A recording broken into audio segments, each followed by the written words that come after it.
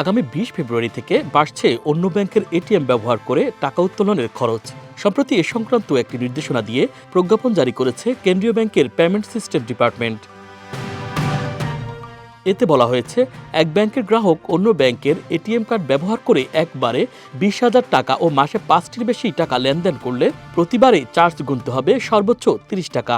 তবে প্রথম ৫টি লেনদেনের ক্ষেত্রে এ চার্জ হবে আগের মতোই ১৫ টাকা। অনলাইনে আয়কর পরিশোধেও চার্জ নির্দিষ্ট করে দেওয়া হয়েছে এই প্রজ্ঞাপনে।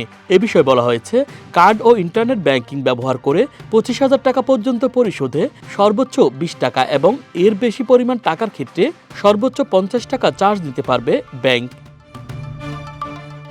আরও বলা হয়েছে, ২০ ফেব্রুয়ারি থেকে গ্রাহক তার ব্যাংক হিসাবের সংক্ষিপ্ত বিবরণী নিতে ভ্যাট সহ অতিরিক্ত দিতে হবে ৫ টাকা।